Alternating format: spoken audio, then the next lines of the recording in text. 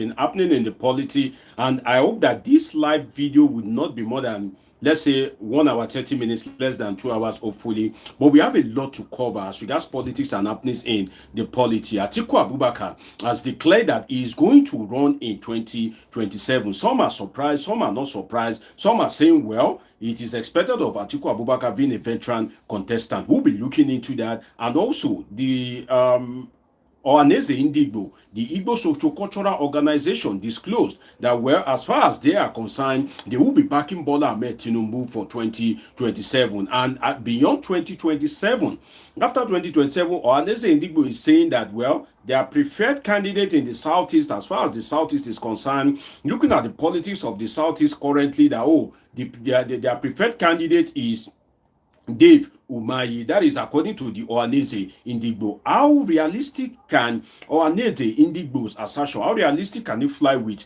the Nigerian people? And is Umahi a good candidate than Mr. Peter Obi? Cosmos Odili is saying, hi to you, Cosmos. Great to have you here. Please do well to share this video so that other people can benefit as well. So we'll be looking into that. The first one is Atiku declares for 2027. Hopefully, by the grace of God, this live video should be just about 1 hour 30 minutes by the special grace of God, so that I can catch up with other things. Atiku declares for 2027. Why did Atiku declare? What prompted Atiku to declare? What are the politics and dynamics that shape Atiku Abubakar's declaration? What should you expect in the days ahead? What are the permutations that will work against Atiku and the permutations that will work in favor of President Bola Tinubu? We'll be looking into that. Then, what is in this for Mr. Peter Obi? Is Mr. Peter Obi in a dilemma of some sort, and how can this turn around to favor him? We'll be looking at that. And also, there is this PDP zones ticket to Southern Nigeria. Take note of this, because this is the first time ever that the People's Democratic Party will be zoning its ticket to Southern Nigeria. So we'll be looking at that as well. So I have like three topics. Atiku declares for 2027, then the dynamics for Obi and PDP zones ticket to the south. Let us start with Atiku Abubakar. Well, Cosmos is saying, okay, you are doing a great job, Doctor. May God Almighty, may the Almighty Lord bless you and also strengthen you. Amen. And you too, my brother. God bless you. I appreciate you.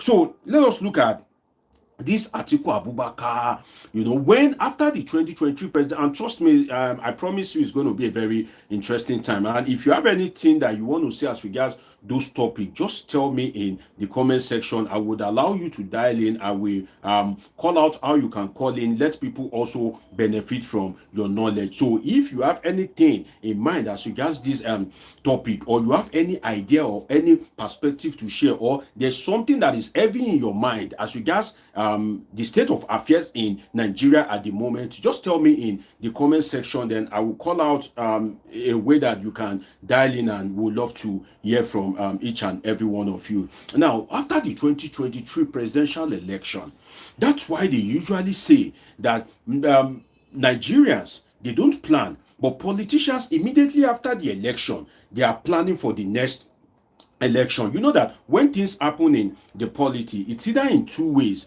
The first one is that some of the things that happen in the polity either test, that is, it validates or invalidates political assertion. So they usually say that, politicians plan for the next election. That assertion, the action of Atiku Abubakar has validated that particular assertion. What do I mean by that? You will recall that when the 2023 presidential election ended and they went to the tribunal, he graduated, he didn't graduate, he won, he didn't won, FCT or no FCT and all that. You remember all the issues at the tribunal. Nigerians were on high hopes, but then the hopes were dashed by the appeal court and the Supreme Court. I didn't foresee anything happening at the judiciary level, but that's another analysis for another day. So immediately after the tribunal gave judgment, they went to the Supreme Court. Supreme Court gave judgment, and when the Supreme Court gave that judgment, everybody went back to the drawing board. Now, I want to cast your mind back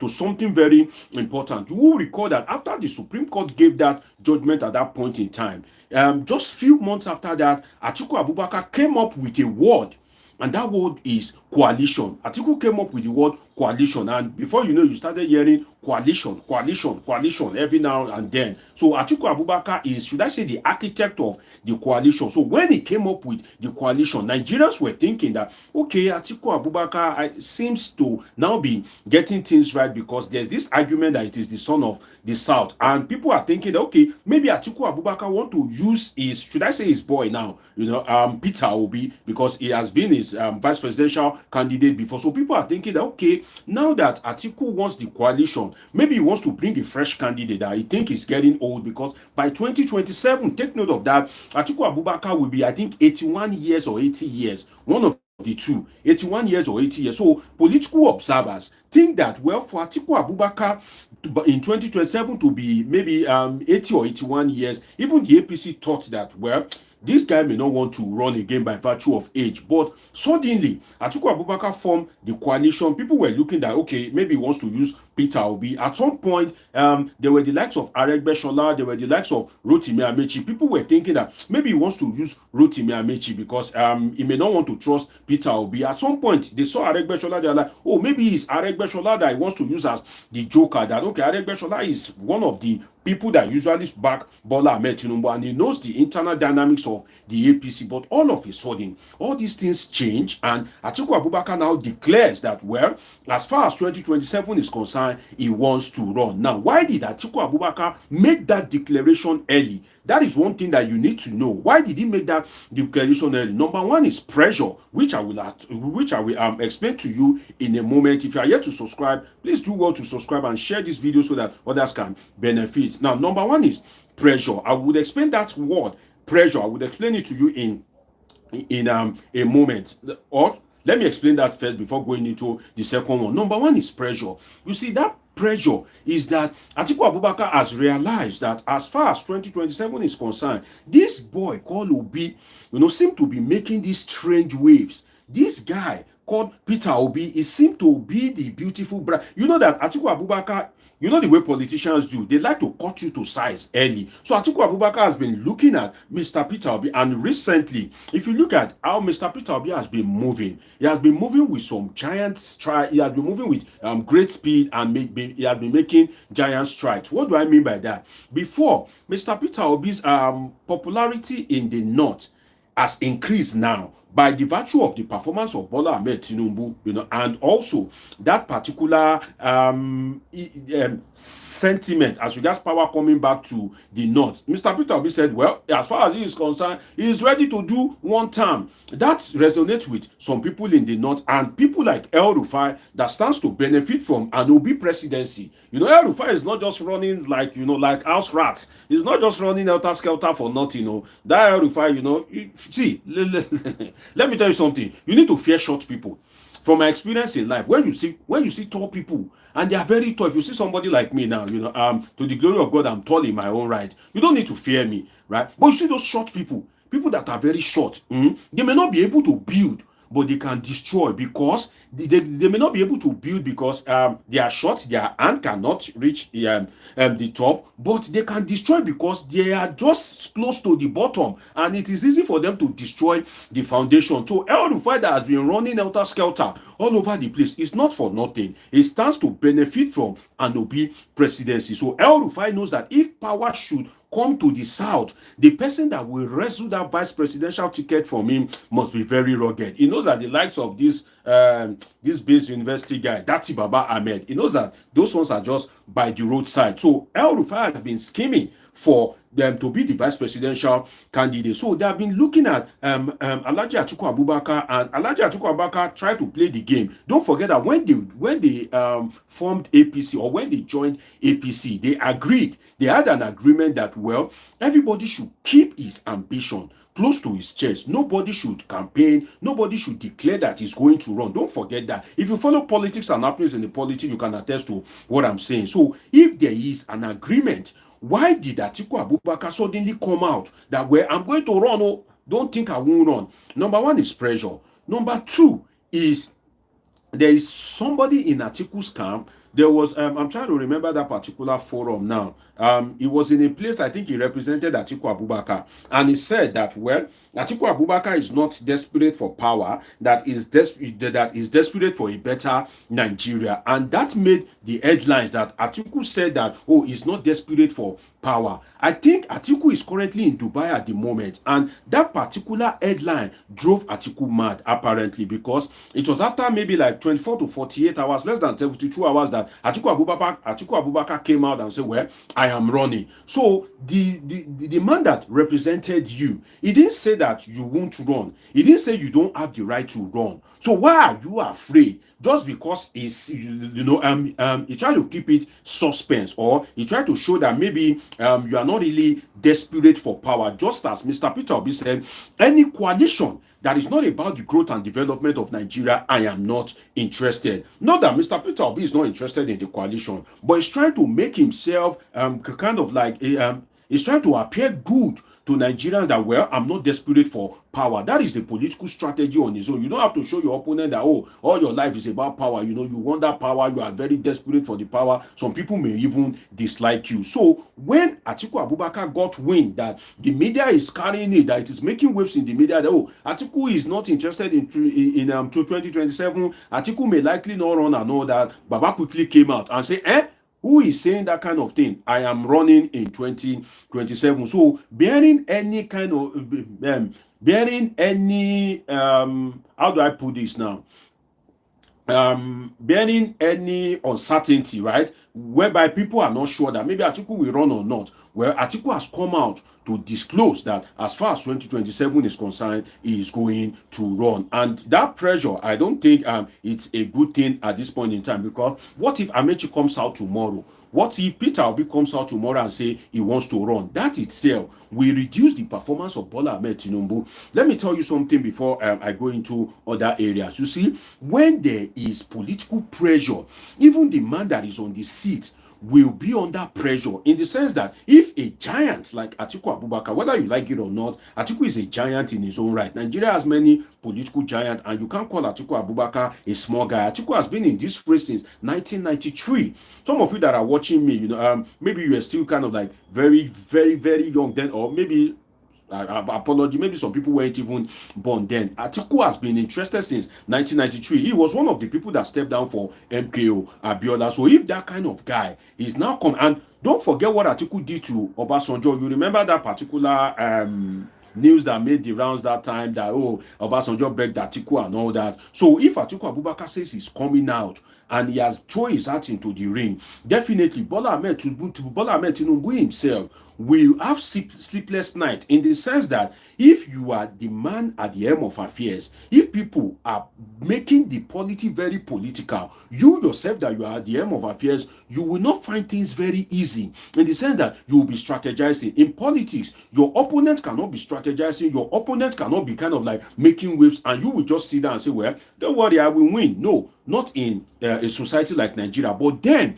let us go into critical thinking, in the sense that if you are saying that Atiku Abubakar, well, shouldn't have declared, because I like to pick it from different perspectives. Some of you that watch my live videos will know how I come with this my analysis as a political scientist. Now let us pick it from another angle. Atiku Abubakar may have declared early, but then Bola Tinubu himself was the one that led the political move for 2027, in the sense that when Bola Tinubu spent about a year in office, then all you hear is 2027. This governor is cross-carpeting to the APC. This senator is cross-carpeting to the APC. If any APC stalwart is going to speak, he will say, oh, Bola Tinubu for 2027. If in any political gathering, they will say, oh, Bola Tinubu for 2027. Bola Tinubu has just used a year in office, or less than a year. Why are you guys desperate? He is the incumbent president. Why are you guys desperate for 2027? So long as you may want to blame the likes of Atiku Abubakar, Peter Obi and all that, you need to look back at Bola Tinubu himself. And I'll give you an example in that regard. You will recall when the APC leaders met recently, before Ganduje was sacked, there was, I think, a caucus meeting or something like that, Nigeria way before Ganduje was sacked. You will recall that Akpabio was the one that said, well, we hereby said that Bola Ahmed Tinubu will be the only candidate in 2027. And at that particular forum, I think it was Tajuddin Abbas, the Speaker of the House of Representatives, that seconded that motion. And everybody was saying, everybody was busy praising Bola Ahmed Tinubu. So if you are the incumbent and you fail to lead by example, you fail to focus on governance, you fail to focus on the reason why you are on that driver's seat and you are going political, don't expect that the opposition will just sit down. If you that have the power, if you are showing desperation to come back, then what do you expect from people that don't have that particular power? Definitely they themselves will up their sleeves, they will throw away their wristwatch, roll up their sleeves and begin to do the political permutation. So ordinarily in Senate claims, and some of you that are watching me not from Nigeria will understand what I'm saying. It is very difficult that in a country about 2 years to the election, you see the whole political space being heated up. Right now, it is as if the election is about a month's time with Atiku's declaration, this permutation and all that. So that itself is something that the politicians need to look into. If you are watching me and you are yet to subscribe, of course, do well to subscribe to this channel. Now, one thing that shocks me is that this particular part, I wish Atiku Abubakar can watch it, but I know that this video will not get to him. But then I will still say my mind. Now, Atiku Abubakar, Your Excellency, as they say in Nigeria, you have been running since 1993. And for you to run in 1993, that means that you must have been nursing that ambition. Now, give or take, let's not put it that you have been nursing the ambition since the 1980s. Because for you to run with MKO Abiola in 1993, for you to indicate interest in 1992 before stepping down for MKO, that means that you must have been nursing that particular ambition and you must have been close to the corridors of power. Like I tell people, the person that will be the president of Nigeria for the next 20 years, you know it. You know that person, just that you don't know that, oh, this is the person, but you've heard the name of the person. If you see the person, you recognize it. The president of Nigeria cannot just come from anywhere just like that. No, it is among all these political circles, it is among all these politicians that the president will come from. It is very difficult that you see one of Omosholadeji and it will just be president just like that. No, I'm not close to the seat of power. I've never held any political positions. I'm just an humble political scientist doing my thing. So the person that will be the president of Nigeria, even for the next 20 years, you know that person. Oh, I'm telling you, you are hearing about the person. Just that you cannot really point out that this will be the person. For instance, let me use from the time of Goodluck Jonathan. You've always been hearing about Goodluck Jonathan. He was the deputy to Alamesia. So Goodluck Jonathan was not a new name. And Jonathan was very strategic. They said at the meeting, he will be the one to sit at the back.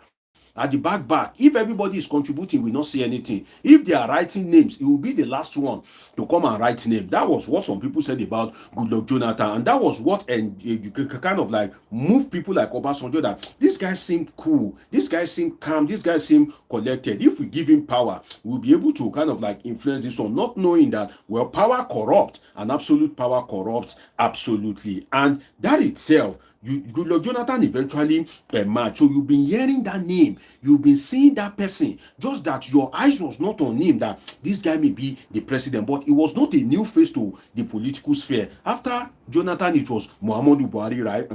You've been hearing Muhammadu Buhari since the 80s. He's a popular figure. He's somebody that you know.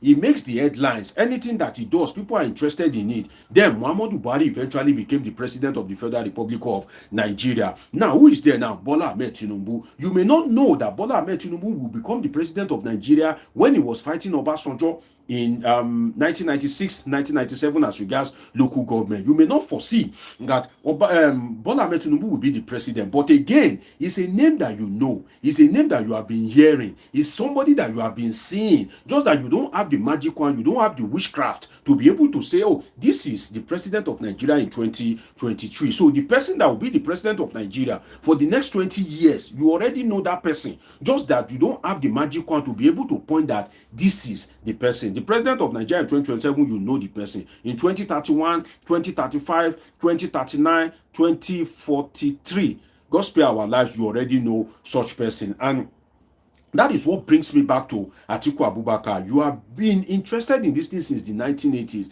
The big question is, where are you running to? Sorry, I may be a bit hard on Atiku Abubakar. You know, I'm not always hard, but the truth must be said. And some of you that watch me, you know that I speak the truth, not minding who sucks is God. Alhaji Atiku Abubakar, where are you running to? You are always running. Every time you want to run, every time you must run. Where are you running to? You remember Terry G? Terry G said, you know, you can never run past him except you want to run mad. I pray that Atiku Abubakar doesn't run mad, because every time he's always running. You can never see him sit down one place. Any election cycle is running. Any election cycle is running. He must run. I don't know. You see, I don't know, because things that give people joy is quite different. Maybe it just gives Atiku Abubakar joy just to see that maybe he's just on the ballot. You know, the things that give people joy are quite different. Let me give you an example. There was a friend of mine. The father was a former registrar, and while being a registrar, a man of 60-something years, he said he wants to have a PhD. I was now laughing with my friend that, what does Baba wants to use PhD for? That maybe it's just for self-fulfillment. That, oh, in this life that I come, or even if I die, they will say late doctor. I think that was what Baba want to use it for. So I was just joking with the son. So I think Atiku Abubakar just like to run just for personal fulfillment, because most times that he run without strategy, he run without any kind of, like, you know, well calculated permutation. In fact, Atiku Abubakar is supposed to be sent to the Bola Tinubu School of Political Thought, because the way he run, now you want to run again. It's not the tone of the North. Buhari, your brother, just left there.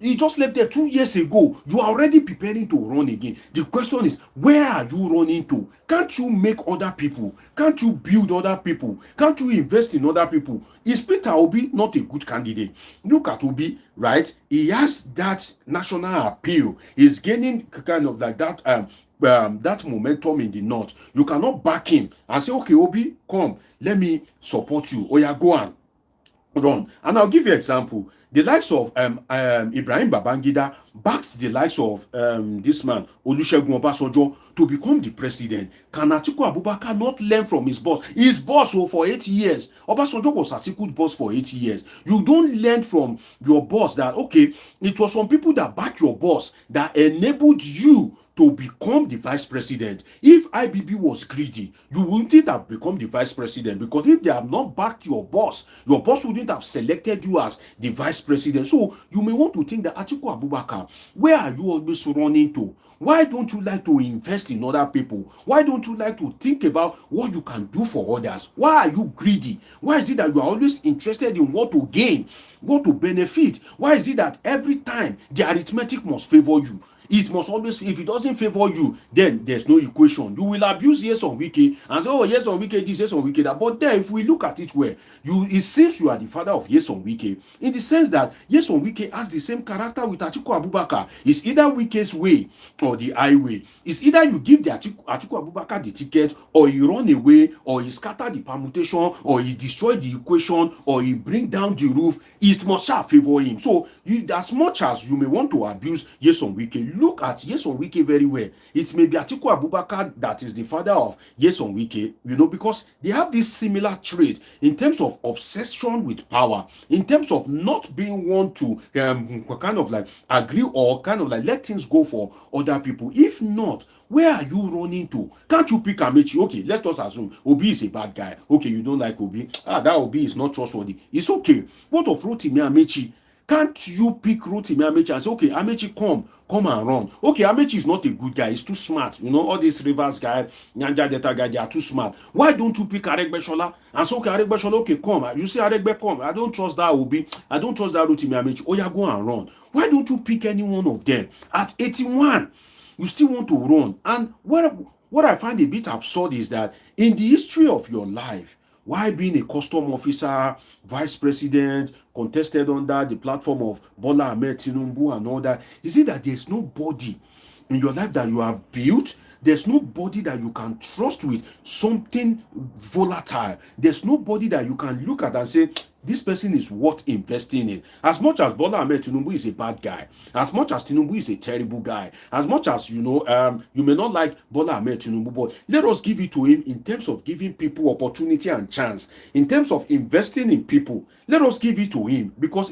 when Buhari want to contest, we Bola Ahmed Tinubu want to make Remi Tinubu, who happens to be a Christian, who happens to be a pastor, if he wants to make Remi Tinubu the vice president to Muhammadu Buhari, he has the power. He single-handedly nominated Yemi Osinbajo. So if he said, well, I don't want to nominate Yemi Osinbajo, I nominate Remi Tinubu, my wife, nobody would have said no.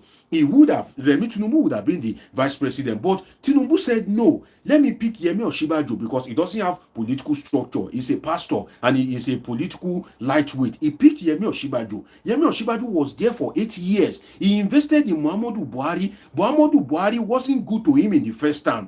When Muhammadu Buhari want to run again, they approached Bola Ahmed Tinubu. Bola Ahmed Tinubu still invest his money on Muhammadu Buhari. That was why after the election, Aisha Buhari left Abuja, go to Lagos in Bodilon to go and thank Bola Ahmed Tinubu, because she knows what Bola Ahmed Tinubu did for them. She knows that ordinarily Tinubu was not supposed to support Buhari again, but Tinubu did, because he was doing his permutation that if I don't support this guy, I will lose. But if I support him, in the next 4 years, power will come to the Yoruba people, apparently because Yoruba and Hausa Fulani have analyzed it before that they are very greedy in terms of power in Nigeria. Nigeria has over 200 ethnic groups. But you see that Yoruba, I am Yoruba, matana patana, so don't worry. Now, I am Yoruba, but you see Yoruba and Hausa Fulani, they are very greedy in terms of power in Nigeria. They rotate it as if it is their birthright. So Bola Ahmed Tinubu has already looked at it that if power come to the south, there's nobody that can compete with me. I'll be the one to benefit from me. That is strategy. That is investing in people. Tinubu waited 8 years. 8 years. That is strategy. 8 years. And at the end of the day, he contested once, he clean sheet. And Atiku Abubakar has been contesting since 1993. He is yet to clinch it. That shows that Atiku Abubakar either lacks strategy, he lacks political strategies, or he has political strategies but usually fail to listen to them. Atiku may be the type that may not always listen. So one thing that baffles me is, Oga Atiku, where are you running to? When I heard the news that, Atiku Abubakar declares for president, I'm like, this man again? This man again? I'm tired of hearing every election cycle. Atiku is running. Atiku is decamping. Atiku is getting the party. Atiku is snatching the ticket. Atiku is this. I am tired. I want to hear new names. I want to see fresh blood. I want to hear fresh ideas. I want kind of like new faces, not Atiku. The child that they born in 1993 will be how many years old now? Maybe somebody can help me with the arithmetic. 1993 minus 2025. So I'm tired of hearing Atiku. So Atiku really disappointed somebody like me, because I have thought that by 81, I haven't been a national figure. You would have learned something from the likes of Bola Ahmed Tinubu. You would have learned something from the likes of Obasanjo, and learn to do what? And learn to invest in people. Learn to be strategic. Learn to kind of like wait for your time, or perhaps even if you can't wait for your time, you think, okay, it's still your time. Learn to use other people. If you have used the likes of Peter Obi or Rotimi Amechi, and you pick your son, just as I use Remi Tinubu as an example, if you pick your son that, okay, in this coalition, I want my son to be vice president or nothing, just so that you can increase the profile of your son, just so that you can put your son in a strategic move. You know, if you are the vice president of Nigeria, you are a big boy. The only other thing you can be is president. So why not pick your son that is about 45 years, make him the vice president? You know that before the circle will roll like 2-3 times, that your son, before he reaches 70-75 years, may have opportunity to be the president of Nigeria. It must not be Atiku Abubakar. It can be, maybe your son's name is Mohammed. It can be Mohammed Abubakar. The most important thing is the Abubakar has been represented in the history of Nigerian presidency. You have passed on the torch to them. It must not be you. And at the end of the day, I can tell you for free now that Bola Ahmed Tinubu is rejoicing. I'm telling you, because when I go into the permutation, you will see that Atiku Abubakar's declaration will give Bola Ahmed Tinubu some kind of like some kind of like approach that it will be happy that, well, this thing, Atiku is a giant, but he favor me too if we look at him, because all these things now, if Atiku run, definitely that Obi boy must run. Amechi go still run. At the end of the day, they go divide everything. So by the time by the time me too I run, by the time I put in the mago way me as the chief security officer or commander in chief of the armed forces, by the time I go add that mago, that is like 10%. The one where INEC go do for me, where we say I go appoint INEC chairman, that will be like 20%. The one where money, access to money, state resources we do for me, vote buying, everything, that will be like 15%, making 45%. If I add that one to run, I don't win now. Tinubu we sit down and be making the calculation, because let us be sincere with ourselves. If you're an incumbent, you have some steps ahead. You have some steps ahead if you're an incumbent. So for me, I'm surprised why Atiku Abubakar still decides that he wants to run. I think that he would have passed on the torch to other people. So another thing is that Atiku apparently built the coalition for himself. That is one thing that his declaration is teaching us, that he built that coalition for himself. And one thing is that Atiku Abubakar was being smart in the sense that he built that coalition and he was trying to lure other people. Obi would not come to a coalition that is not sure for him that he will get the ticket. Now, Amechi would not join the coalition if it's not sure for him. Atiku Abubakar rallied these people to say, okay, let us do a coalition to rescue Nigeria. Unknowingly, he was the one that is doing the coalition for himself. And these people that we are dealing with, they are not small boy in the true sense of it. So if you look at it well, Atiku Abubakar apparently built that coalition for himself, because for him to have declared this early, he have seen that there are some, and if you look at it, let us be sincere with ourselves, the chairman of ADC at the moment, David Mark. Who is David Mark? David Mark will definitely work for Atiku Abubakar. That one is sure. That one is signed, sealed, and delivered. So Atiku built that coalition for himself. And another thing is that going into another phase of it is that why would Atiku decide that he wants to run? I can tell you for free that Atiku Abubakar is being deceived by political entrepreneurs. What do I mean by political entrepreneurs? Political entrepreneurs are the people that, they either invest in politics or they look to profit from politics, or you can call them political investors or political profiteers. If you are the type that you invest in politics, every time you want to spend money to install this one, install that one, like Bola Tinubu usually do before he became president, I will regard him as a political investor. Now, the political profiteers are people that, anywhere there's money, they will just go there. Anywhere they can get appointment, they will go there. So these political entrepreneurs, they are the one that is apparently deceiving Alhaji Atiku Abubakar. And why? It's because Atiku has a lot of money. When you talk of money in Nigeria, you cannot rule out the money of Atiku Abubakar. So definitely, when you are in power or when you have that that financial power, there will be people that will be coming to you every now and then.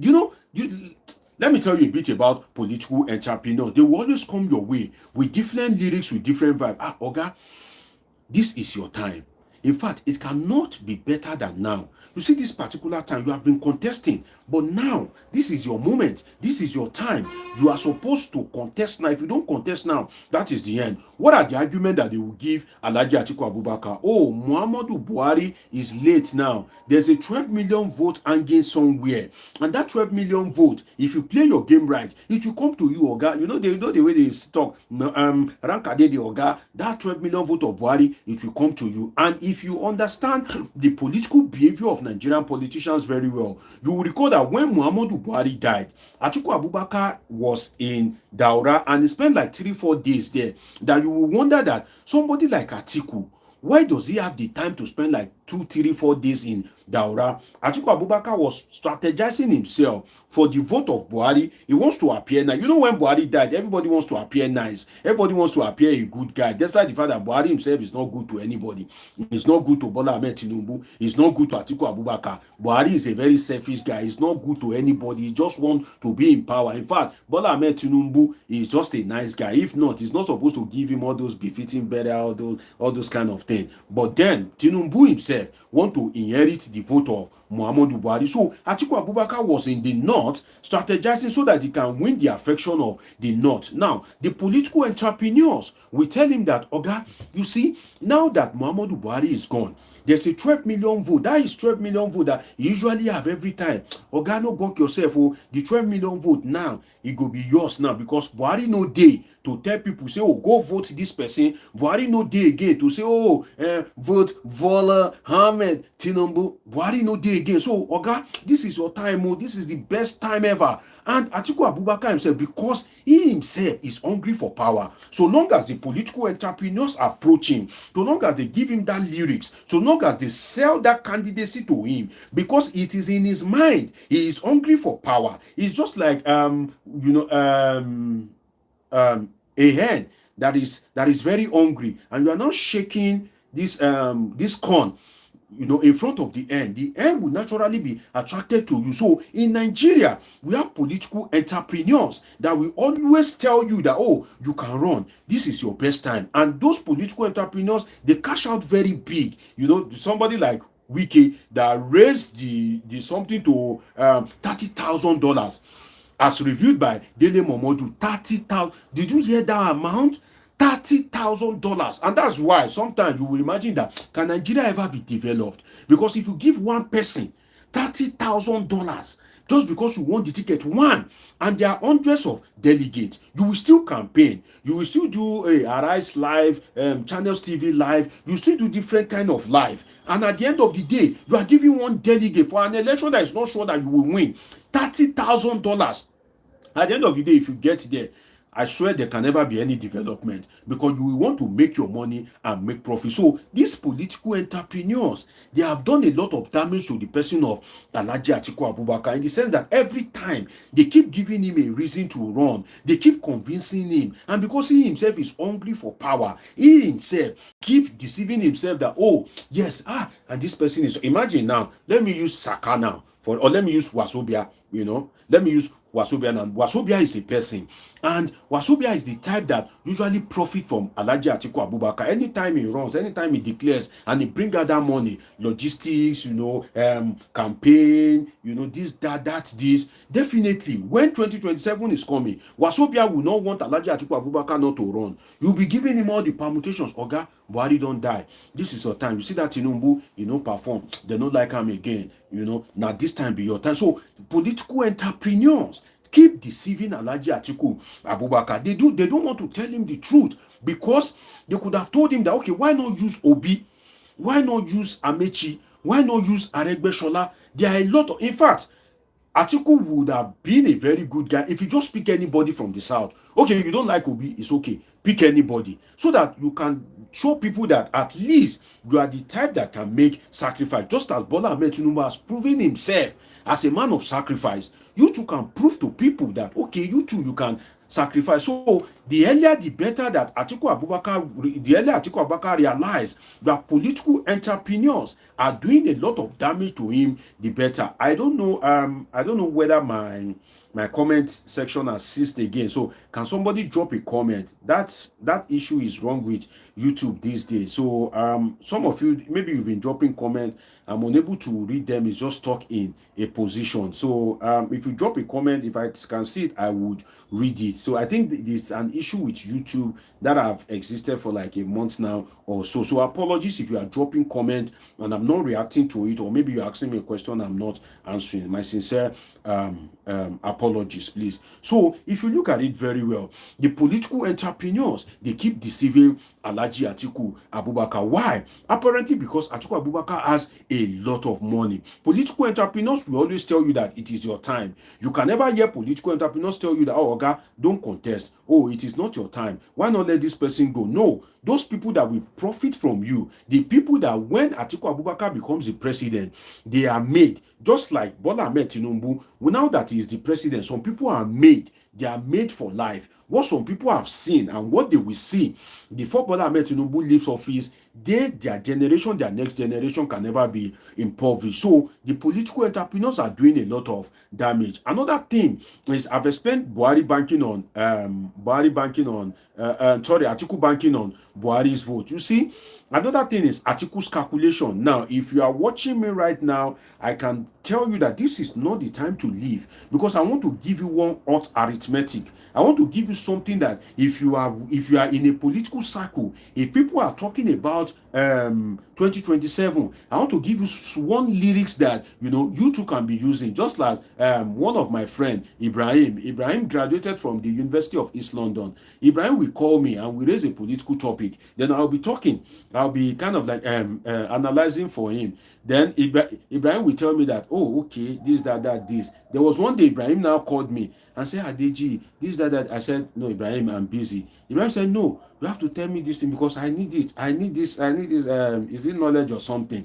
Now, let us look at the permutation. You see, at the end of the day, let me tell you the calculation of Alhaji Atiku Abubakar and why it will eventually fail. Atiku Abubakar is contesting apparently to divide the southern vote. If the southern vote is divided and Atiku Abubakar has a bunch of northern votes, Atiku may be declared the winner.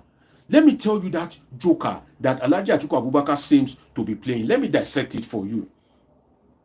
Now, there's this argument in Nigeria that it is the son of the South. It is the son of the South. Oh, the South must be the one in power till 2031. Whether the person has sense, whether it is crippled, whether it is lame, a Southerner must just be there for equity and balancing. Now, Atiku Abubakar knows that a lot of people will indicate interest in the South. So, if Obi, he knows that whether come rain, come sunshine, whether it is ZLP, whether it is Labour Party, whether it is XYZ, Obi will be on the ballot in 2027. Atiku Abubakar knows that. And that particular reason that Atiku Abubakar knows Obi will be on the ballot, he knows that Amaechi too is desperate for power. He wants to contest, making two. He will know some 2, 3, 4 people that are also interested but are kind of like relaxing and looking at the political atmosphere. So Atiku Abubakar knows that nobody will apparently come out from the north to say he wants to become the president. Get this permutation right. The probability that people will come out en masse from the north is kind of like less, because the main argument is for the south. So if nobody comes out from the north and Atiku Abubakar comes out from the north and Muhammadu Buhari is no longer alive, and after Muhammadu Buhari is gone, Atiku Abubakar inherits some of his votes, and this vote of the South is now split between Tinubu, between Obi, between Obi,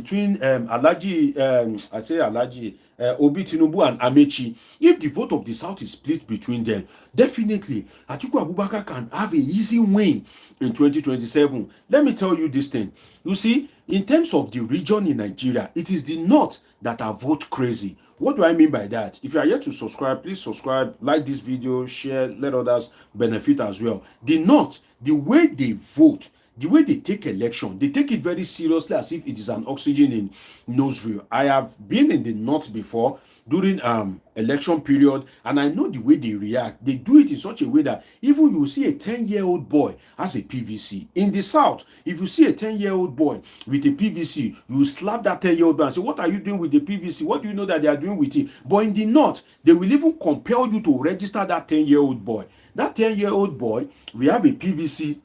And on election day, if that boy has a PVC, if you do not give that 10-year-old boy ballot paper, there will be chaos. Both the hold that are supposed to send the boy away, they will protest against you, they will disrupt that election. They will tell you that, are you the INEC that gave him the PVC, that he already has PVC, so allow him to vote, give him the ballot paper. So you will see that 10-year-old boy that registered, that has a PVC, that will vote. That is the orientation of the North. And in that kind of orientation, if Bola Ahmed Tinubu now contest, and don't forget that during election, they like to whip up this ethnic sentiment. And I'll give you an example. When Atiku was contesting against Buhari, you will remember that there was a time that Atiku was using it to campaign that, oh, Muhammadu Buhari is not a true northerner, that he can't speak Fufude, or is it Fufude or something like that. There's a language in the North, Fufude. Atiku Abubakar, when the campaign was very hot, when the campaign was heated up, Alhaji Atiku Abubakar allegedly had to come up with that kind of lyrics that, oh, this one, don't vote for this one. No, this one that cannot speak Fufude. If he's a true northerner, he should be able to speak Fufude. Look at me, Atiku. I can speak Fufude. Look at look at how they whip up that ethnic sentiment. Let me give you another example. When Sanwo-Olu saw that he was losing in Lagos, and Sanwo-Olu saw that, omo, my oga don lule.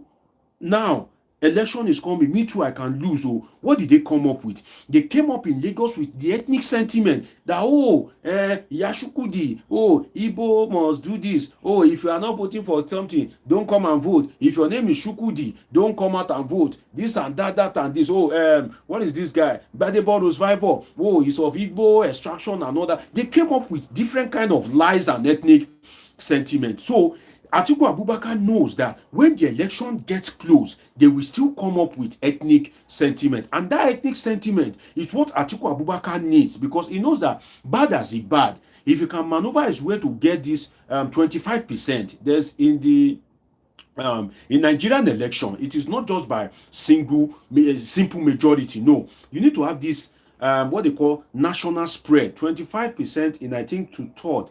I stand to be corrected. I think two-third out of the 36 states and FCT, you must have 25%. So that means that you cannot just have the vote of the North and everybody in the North will vote for you, then you become president. No, you must have that national spread of 25% in other areas of the country. And for somebody like Atiku Abubakar, it's quite relatively easy for him to have just 25%. 25% is not something difficult for the likes of Atiku Abubakar with a huge financial war chest, especially if he's using a political party that is credible. So Atiku Abubakar has made that permutation that, no, if I run, Tinubu is strong, but if I run with Tinubu, with Amechi, with Obi, definitely they are Southerners. The sympathy in the South will be divided. Some people will vote for we vote for Tinubu. Some people will vote for Obi. Or Amechi too will get his own vote. But me, now that Buhari is gone, if I can come up with that bulk vote, if I can kind of whip up all these, Fufude sentiment and all that. And one of the sentiment that Atiku Abubakar will be banking on, from my lens as a political scientist, is that argument that, since democracy came, don't mind them. Since democracy came to Nigeria, it is the South that has benefited the most. They produced Obasanjo, Yaradua died. They produced Jonathan. Then Buhari just spent 8 years. Now, Tinubu too have ruled that, it is the South that have ruled the most. And you know that the North, they don't like to hear such argument. They will just go and vote en masse for Atiku Abubakar. And let me tell you what a friend of mine told me. A friend of mine, we were, I think, he told me this while we were, I think, I'm trying to remember, I think it was in Singapore at that point in time. He told me, he said, Deji, that if a Northerner, he has stayed in the North, like Kebbi State for like 20-something years. He said, if a Northerner is on the ballot, so far that a Northerner is on the ballot, at the dying minute, anything can happen.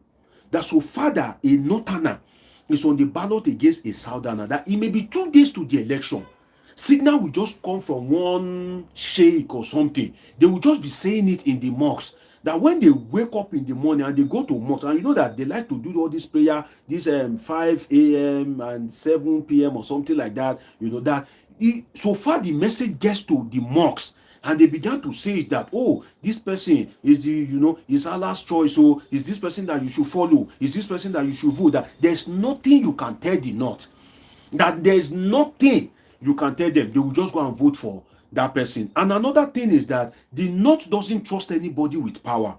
They believe that if it is Atiku Abubakar that is there, that they will profit, they will benefit, that things will go well for them.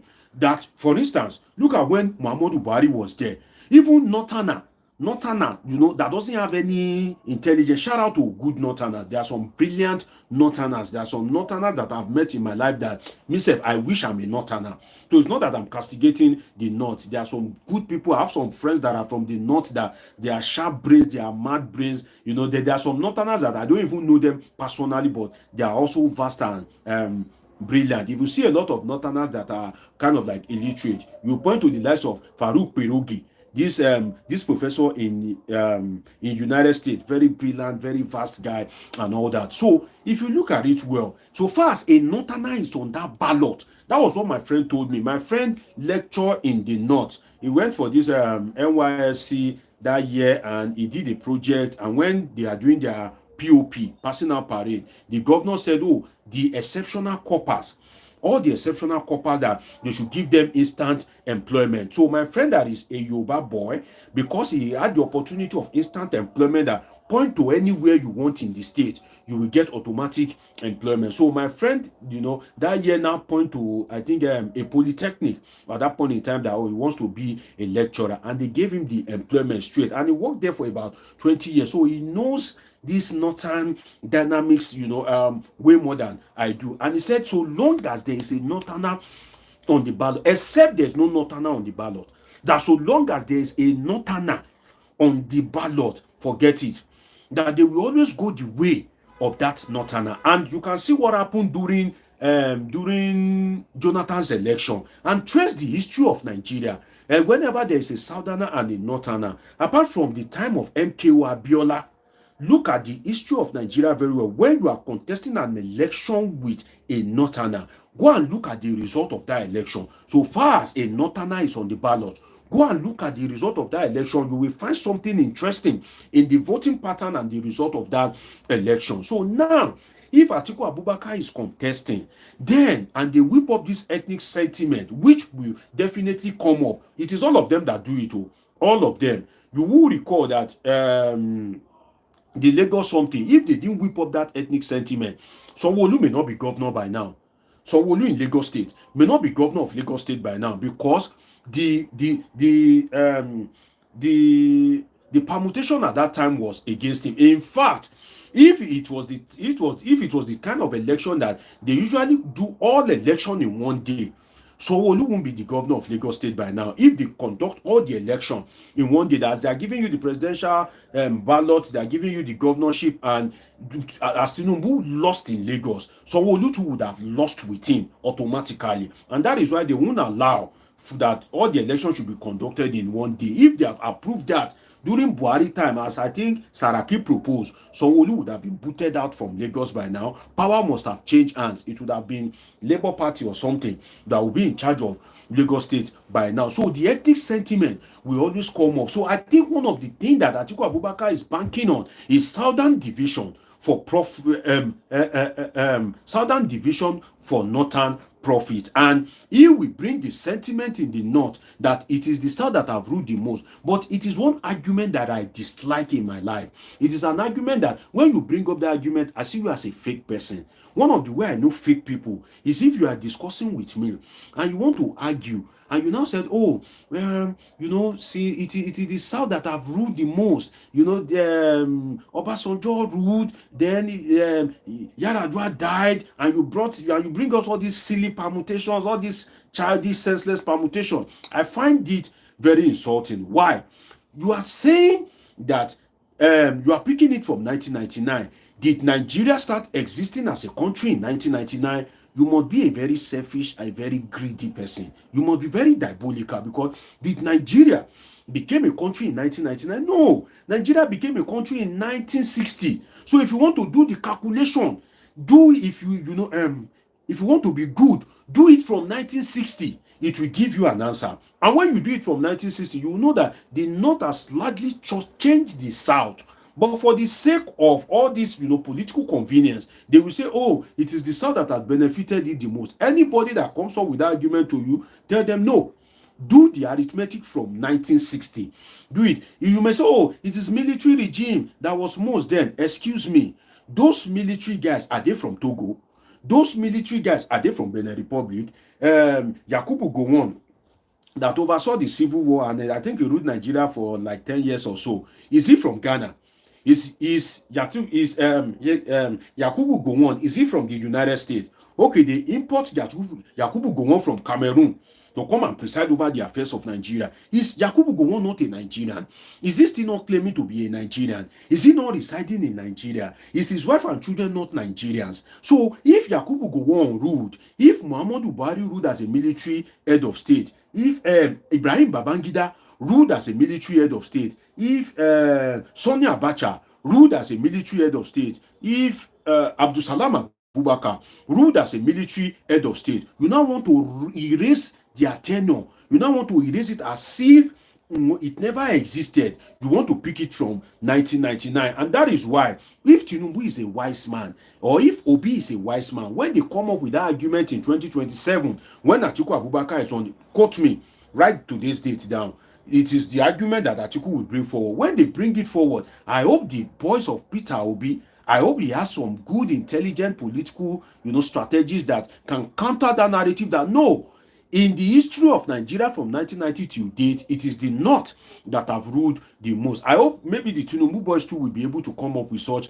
arguments. So that ethnic sentiment and that southern division is something that Atiku Abubakar is banking on, that if Obi should run, and if Tinubu automatically will run, and if Amechi too decides to run, in fact, let me give you another thing the way of politicians. I, as a political scientist, let me give you a very rugged permutation that you may not believe. In fact, if somebody like Amechi doesn't want to run, let's imagine that Rotimi Amechi does not want to run, right? He has given us that, let me not run. Do you know that Atiku Abubakar can sponsor him and say, Amechi, no, go and run, and be sincere in that campaign as if you truly want to win that election, for you to be able to come second in the APC primary in 2022 or 2023 to defeat a sitting vice president? It means you are well connected.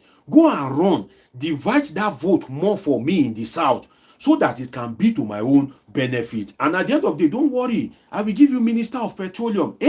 Minister of Petroleum. That one past Minister of Transportation, why BO before. Okay, Oga, no worry. And Atiku can decide to be bankrolling somebody like Rotimi Amechi to further divide this vote of the South, to further disintegrate the South. And once the South is disintegrated and the North is in uniformity, before you know it, Atiku Abubakar coast home to victory. And that is why the Tinubu and the Obis, they must not underestimate Atiku Abubakar, because at the end of the day, he may raise up somebody like Rotimi Amechi and sponsor him, knowing fully well that will further divide the South. Now, the problem now is, if Atiku Abubakar is contesting, Bola Ahmed Tinubu will surely contest. Now, Obi cannot go and say he wants to go and follow Bola Ahmed Tinubu. It's most unlikely. So now, Atiku Abubakar will be thinking that if Obi is in a dialogue, I'm giving you very rugged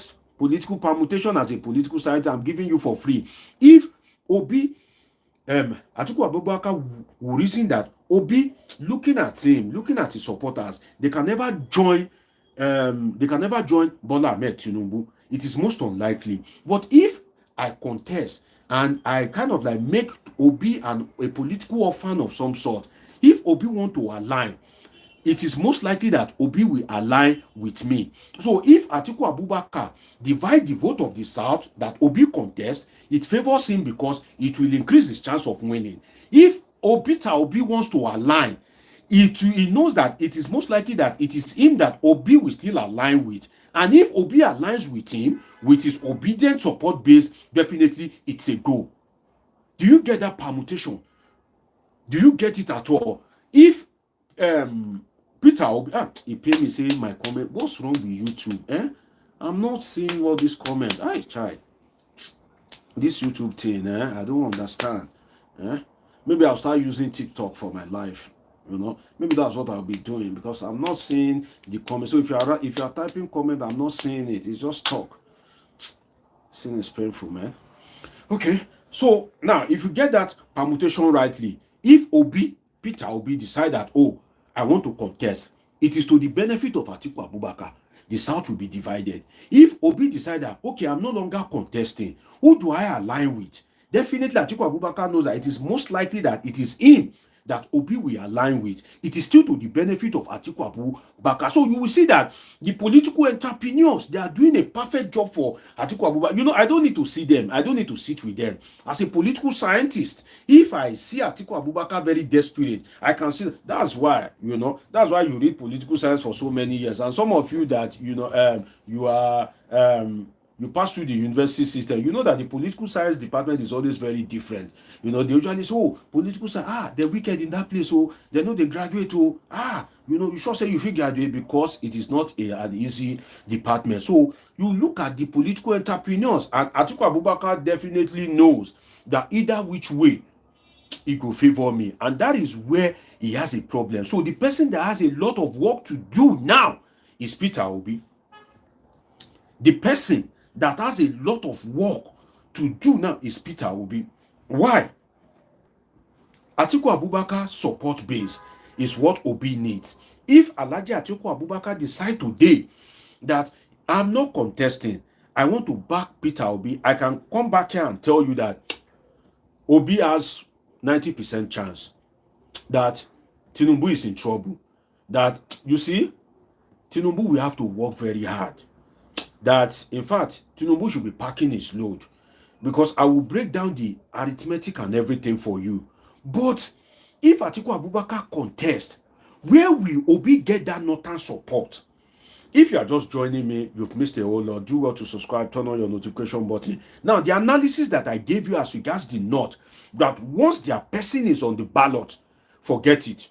Just forget it, it's gone. So, in that particular instance, if Atiku Abubakar is on the ballot, the North sealed, where will Obi get that northern support that he wants? Now, look at the South. The Southwest, they will play all this ethnic agenda and all that. It is a done deal for Bola Tinubu. In fact, during the election period, if they are doing all this rigging or something, if you are Yoruba man and you want to speak, they'll start calling you bastard. They'll say, no, you know, why are you stopping us? This, that. You know, they will blackmail you, they will intimidate you. So don't be surprised in 2027 if you see some absurd figures from the North. Vote that you have never seen before in the South, rather. In the history of the South, if you don't be surprised that a state like Osun can produce some abnormal figure that you'll be wondering that Osun, Ekiti, Edo, how come millions of votes here? How? You know, don't be surprised. So in that particular instance, Peter Obi will lock down the Southeast, right? And in that Southeast, do you know what they will do? They know that Peter Obi is the candidate of choice there. They will go and make sure they dabaru the Southeast just to make sure that they reduce the vote. They know that they can't win. They don't want to. Let me give you some political strategy. You see, they know that they can't win. There are two ways to rig the election. Now, increase your chance and reduce the chance of your opponent. It is not only when you add figures for yourself that you rig the election. No, I think I need to, you know, give you that knowledge as a political scientist. It is not only when you add figures to favor you that you rig the election. No, when you work against your opponent and you reduce the chance of your opponent, you have also rigged. So most of you will think, oh, it's just by adding figures. No, if people in a particular state are supposed to vote, and in that particular state, you know, you brought up different issues, you know, there were different kind of issues, there were a lot of argument and all that, and that affected people's interest to come out and vote. That led to voter apathy. You have rigged the election. You know that in those particular region or state like the Southeast, you know that there is no way in an election you can say, oh, Bola Tinubu win Enugu. You do know, even Anambra of Chukuma, this professor, Chukuma Soludo, forget all those ones that he's saying. On election day, I can bet 10 million naira that Peter Obi will still win that Anambra flat. He will still win it by a wide margin. Flat. So they know all these kind of things. So what they will do in the Southeast, whether Atiku or Tinubu, is to make sure that they go to that Southeast and reduce Peter Obi's chance, you know, whether it is on election day, maybe materials do not arrive early. See, I don't like to be revealing some things. Whether on election day materials do not arrive early, it's a strategy. On election day, material no arrives early, it's a strategy. On election day, you know, the electoral officer, all these NYSC coppers, you know, is just sluggish, unusually sluggish, and at the end of the day, 2 hours now, they close the line that, oh, it's now 2 o'clock, nobody can join again. It's a strategy. At the end of the day, the election, Beavers is suddenly not working. It's a strategy. So all those kind of things, it will be common in the area of strength of your opponent. You will make it common. You know, the electoral materials will arrive late. Beavers will not work. Everything will just be, it will be as if there's one spell. cast on that particular location. If you have done that, you have also rigged. But you see in your own areas of strength, as the incumbent, everything will be going on smoothly. Electoral materials will arrive early.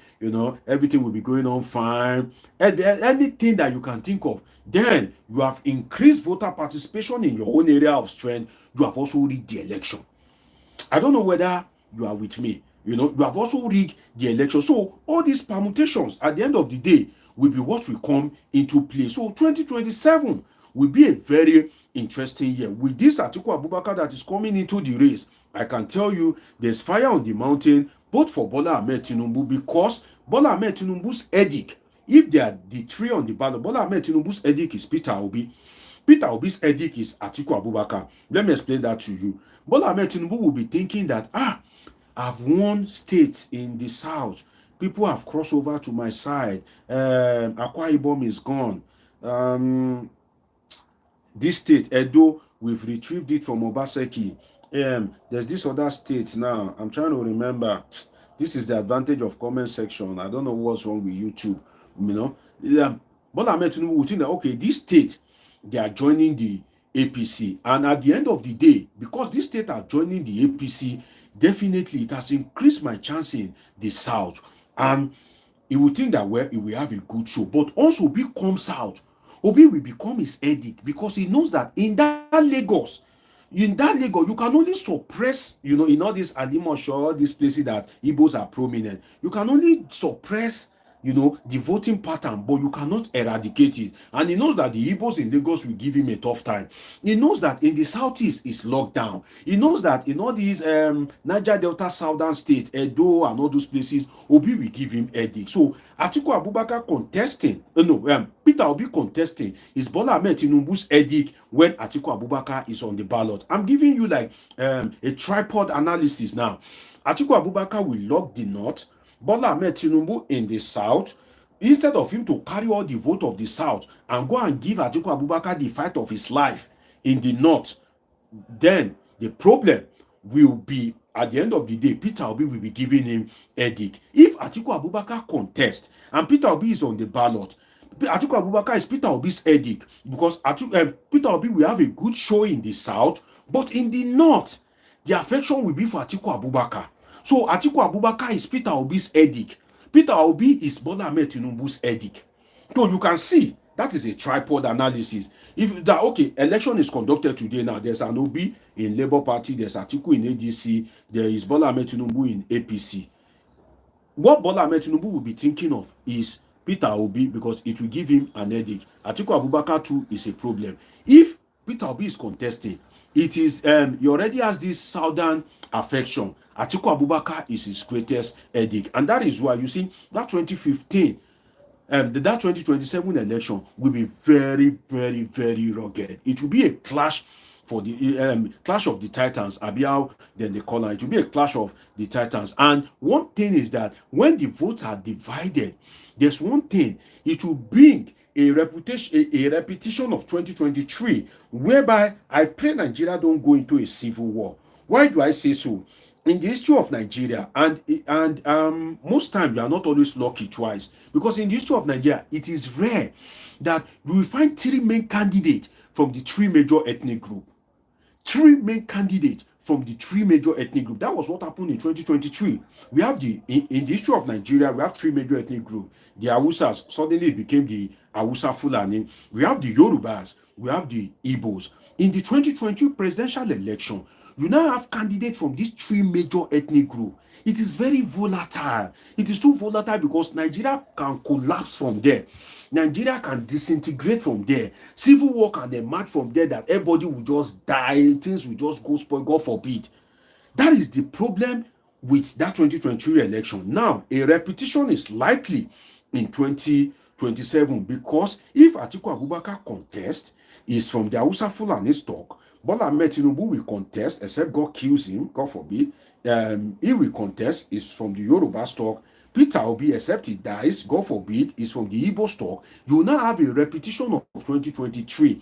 And once you have that, it leaves Nigeria in a very volatile, very fragile situation, particularly when they whip up all this ethnic sentiment that, oh, if Yorubas, if they are saying, no, it must be Tinubu, if Igbos are saying, no, whether you like it or not, it must be Obi, the Hausa Fulanis are saying, Atiku or nobody. You leave Nigeria in a very, very, very fragile state. What do I mean by that? You see, Bola Tinubu, when the going gets tough, the tough gets go. Then it will increase ethnic suspicion. It will now be very difficult for him to appoint somebody that is not of the Yoruba ethnic stock as election approaches. He will be looking at this guy now, Chief of Defense Staff, Christopher Musa.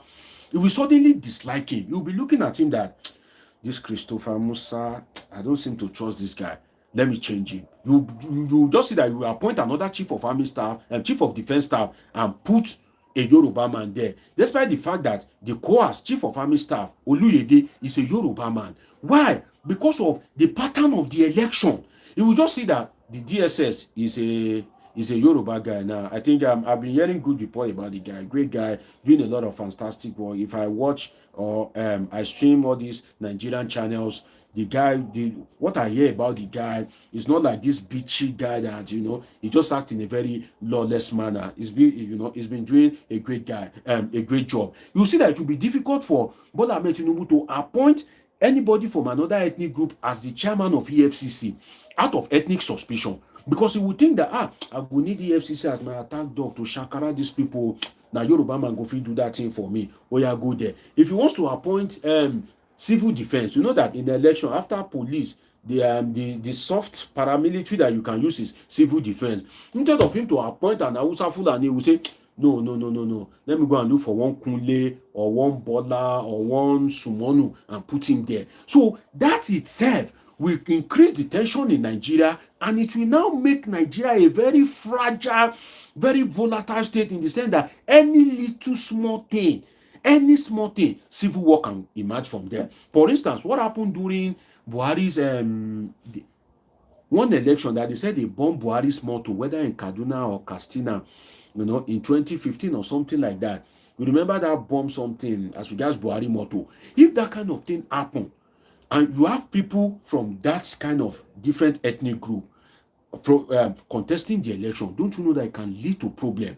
It can lead to serious civil war that it will be beyond proportion. And that is why it is always good that you have 2/3, in the sense that you have maybe a Jonathan, right, from the Ijo ethnic group against the Buhari of the Hausa Fulani. So the Yorubas will either have to follow the Ijos or the Hausa Fulani. The Igbos will have to either follow the Ijos or the Hausa Fulani. That itself, it still keeps Nigeria together. What made Nigeria to escape the Biafra war was because the Yorubas, they were, coerced to align with the Hausa Fulani, Gowon and Awolowo. If Awolowo himself had gone his own way, Nigeria would have disintegrated. So look at it from that particular angle. So for me, it leaves Nigeria in a more fragile state if Atiku is running, Peter Obi is running, Bola Tinubu is running. Another thing is that the election is likely to go into a runoff.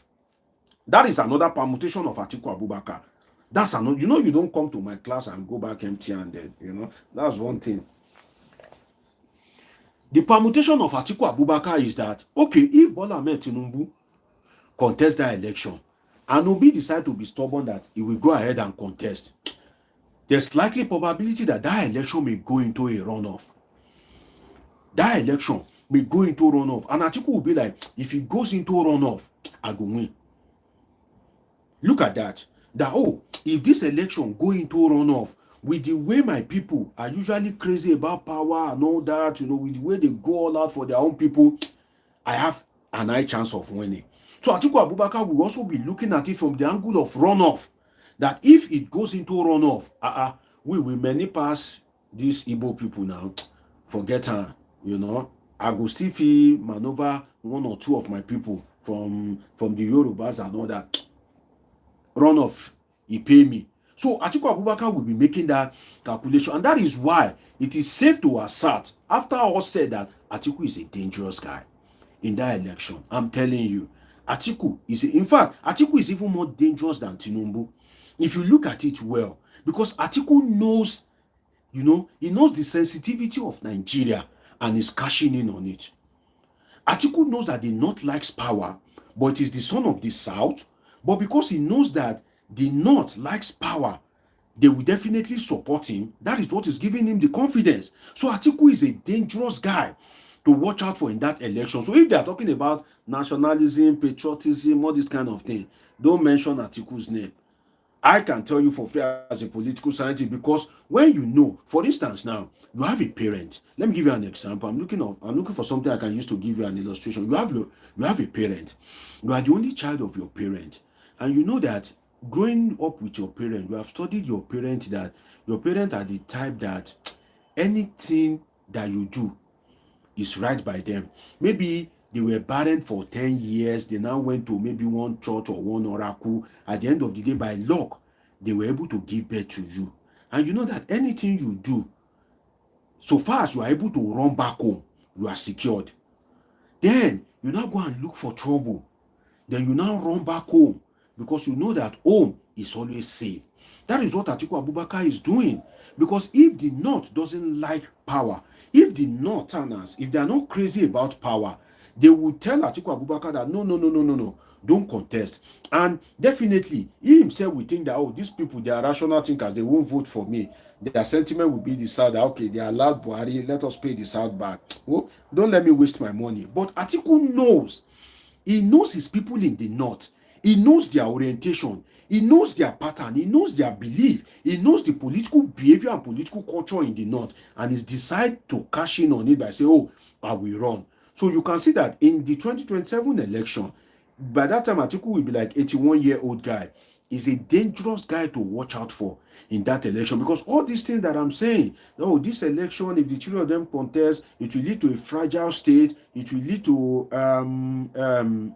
increase in ethnocentrism. That's, you are judging another man's culture with your own culture. It will lead to kind of like a bias from the ethnic angle in terms of political behavior. Atiku knows all these things, but still decide that he wants to contest at 81 years. So definitely, Atiku is the dangerous guy to watch out for in that election, because why not support Obi? You are 81 years old. Forget all the powder that you are rubbing. Forget all the agbada that you are putting on. Forget all the fact that maybe your medical record is not in public domain, that you don't have any terminal disease. Maybe you are lucky, you are God's favorite. Forget all that. Age will definitely tell in on you. That was how Buhari was packaging himself before 2015. You will see him, Buhari is not sick, he's fine. Immediately he got to power, it got reviewed. Do you know why? Buhari cannot travel without telling Nigerians where he's going. Tinubu now does not have his privacy. So Atiku is in Dubai now. Do you know whether he's in Dubai treating himself? Do you know whether he's on drip at the moment? Do you know whether he's on oxygen or maybe one injection per 2 hours at the moment? You won't know, because he's not the president. He's not accountable to the people. So he can go to Dubai, go for treatment, go for his injection, do everything, recharge himself. Then he will come back looking fresh and strong. And you'll be like, oh, this article seems to be healthy. Age is just a number. Forget it. There's no medical record of him. Atiku is strong. Look at him. He looks fresh. You are thinking that he looks fresh because you don't have access to his medical record, because he is a private citizen. But when he gets to power, and he can, when he gets to power, and he cannot go anywhere without they releasing a statement that the president is going. So, for instance, now, Bola Tinubu is in Brazil, right? They release a statement. The president is in Brazil. It's Nigeria's property. It's in Brazil. It is only the Tinubu presidency that they've tried to rocket their way. From Brazil now, you just see that Bola Tinubu can disappear for like 5 days or 1 week. Where's Tinubu? Everybody will just be quiet. Maybe Baba quickly go and recharge himself. If he die for Nigeria, maybe he quickly go and recharge himself. It is this Bola Tinubu era that they usually do that. But during Buhari era, anywhere you are going, it is the protocol. You must tell Nigerians where the president is going, because God forbid, if they go and kidnap the president, God forbid, if you don't tell Nigerians, if anything happen, if there's a bomb blast or anything, or maybe one sniper or something go and target the president, what do you want to tell the whole country of 200 million people? So it is only when Atiku has opportunity to get there that you will know that, so this man is not healthy. So this man that we have been thinking is LD, so this man himself, his own health situation is even worse than that of Tinubu and Buhari joined together. But because he's a private citizen now, you will not get to know his health history. You will not get to know his health record. You will not get to know that he has any terminal disease whatsoever. Because now he's in Dubai, he can package himself, receive all the injection, all the everything, then he will come back as a freshman. So that is why Nigerians must look at it in that regard, that if you don't want to use your money to start taking care of another president, then Nigeria have to look and be very, very careful. But I still think that Atiku Abubakar should look for a young person. Pick Obi, pick Amechi, use your son. Atiku Abubakar has one son, Mohammed Abubakar. He's a commissioner in Adamawa State, under Amadu Fintiri. I think he's the commissioner of works or something, Muhammad Abubakar.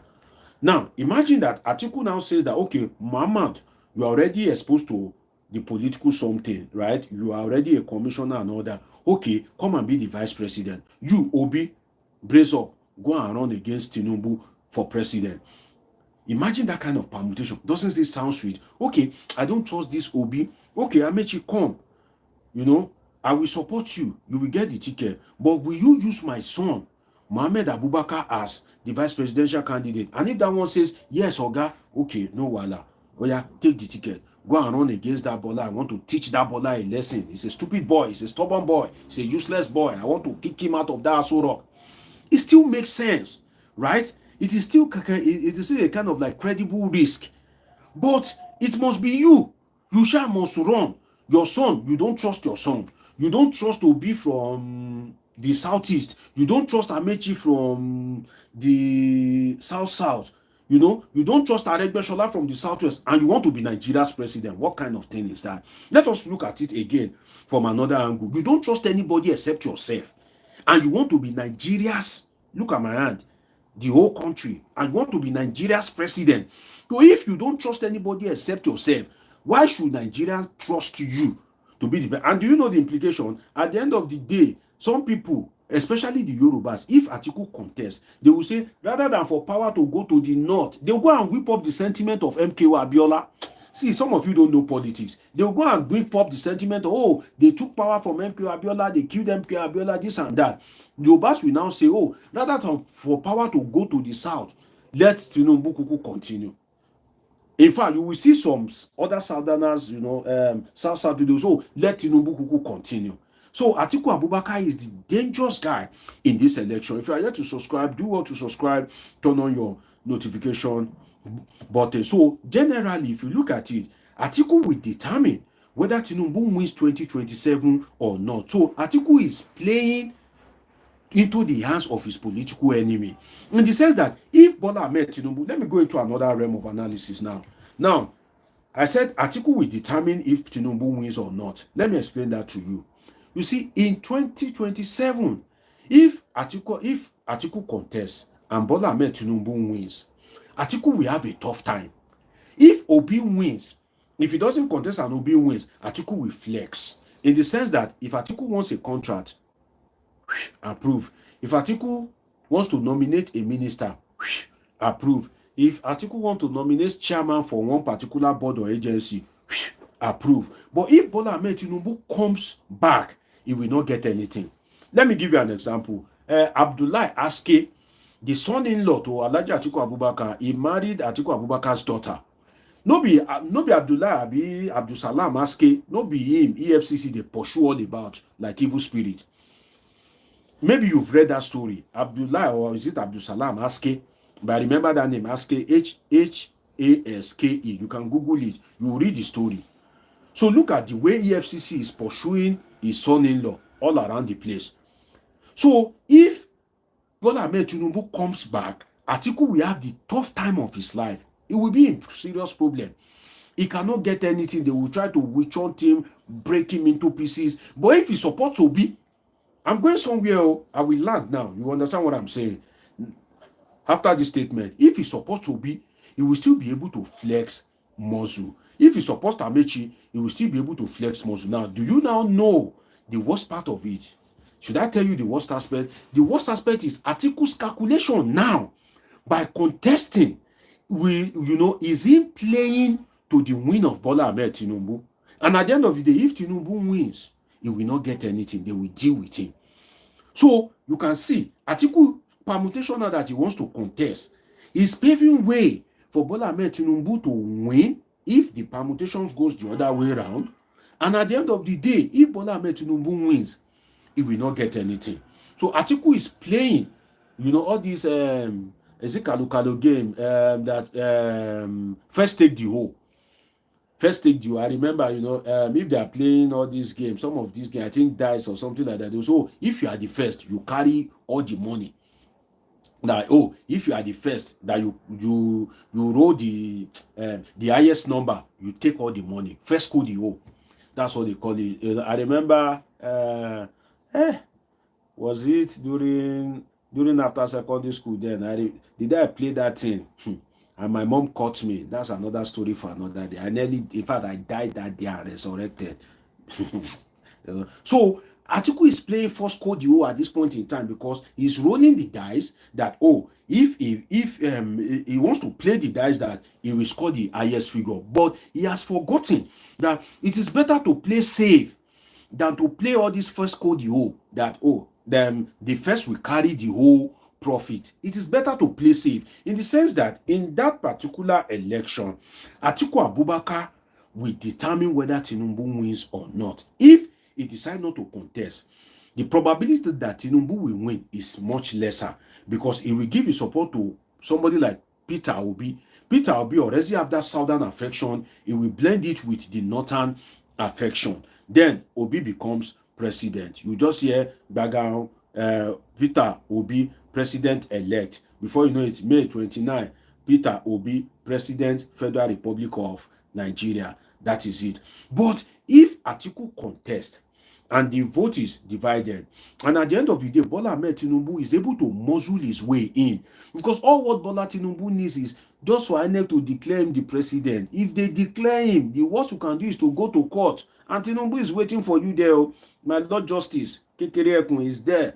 All the Supreme Court justices have forgotten their name. They are waiting for you. They are the determinant. So Tinubu will be glad to meet you in court any day, anytime. You think APC just say, go to court, go to court. They know what they are doing. They will be glad to meet you in court, except you don't go to that court. So, and once INEC declares that Tinubu is the winner, the highest you can do is to go to court. So it is just for INEC not to declare Bola Ahmed Tinubu. So Atiku is playing a risky game because Tinubu will definitely deal with him. Another aspect is Atiku's ambition right now has dismantled the coalition.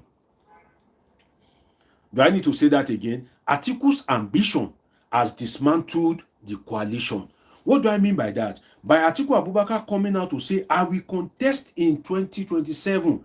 Obi will be like, you want to contest? They show for me. I can't disappoint my Obi then. Obi right now, I can tell you that Obi's mind is already of that coalition or that ADC of a thing straight, because he knows that he cannot get what he wants. Don't forget that Obi, it wasn't sure for him. That was why he left the PDP for the Labour Party. So right now, Obi's mind will be off the coalition. So Atiku Abubakar's ambition has scattered the coalition. Amechi now will be looking that now that Atiku says he wants to contest, Amechi will now be suspicious. So it will now increase suspicion in that ADC, in the sense that if they want to appoint anybody into any position now, they won't want it to be Atiku Abubakar's person.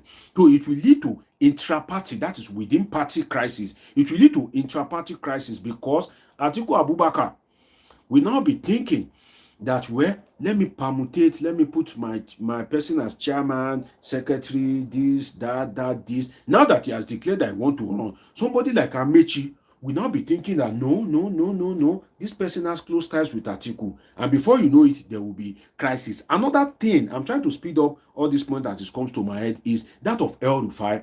That's another problem. Atiku Abubakar has just entered problem with El-Rufai now. by that declaration that you want to contest. Why?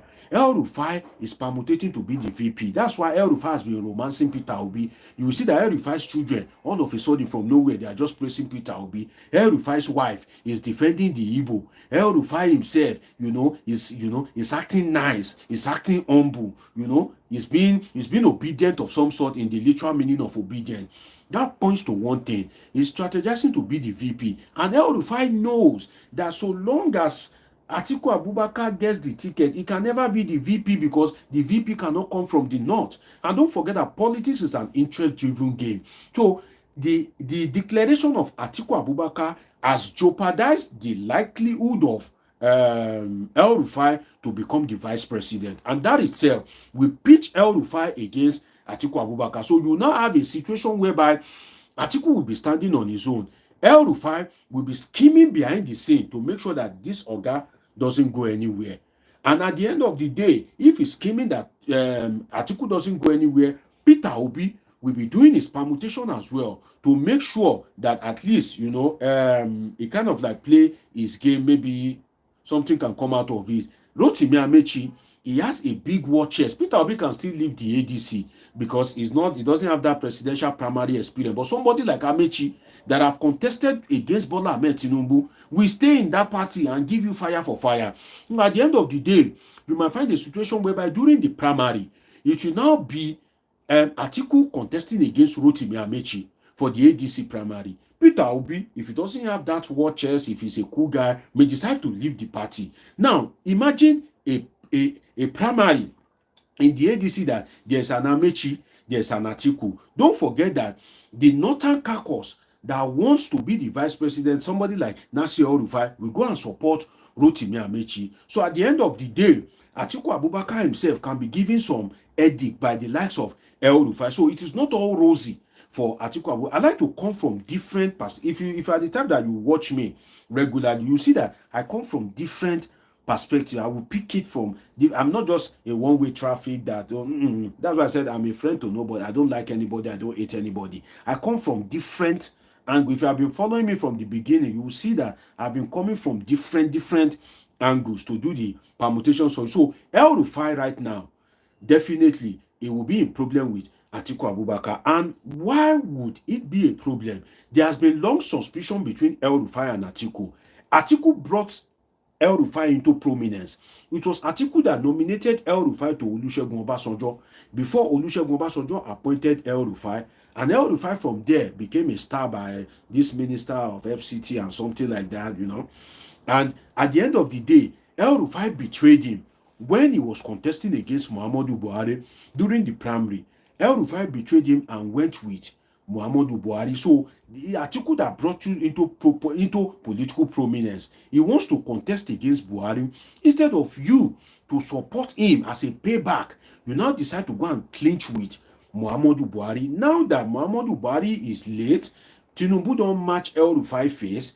El-Rufai has retraced his step back to Atiku Abubakar, is aligning, doing all this coalition of some sort. But that doesn't erase the fact that there will still be high suspicion on the part of Alhaji Atiku Abubakar. So that is why you will see that Atiku Abubakar himself, they will give him edict, the likes of El-Rufai and some of these northern people that are in El-Rufai's clique that are scheming to be the vice president. So Atiku Abubakar himself will face some problem in that regard. But if he already has the party structure, the problem is that out of these people, I don't see the one that has Atiku's war chest, financial war chest in all of them. Peter Obi is a rich guy, very rich guy, because I remember the words of Nyesom Wike. He said when they went to Obi's house, that the kind of house that he saw, that he was shocked that, so Obi, you like good thing like this?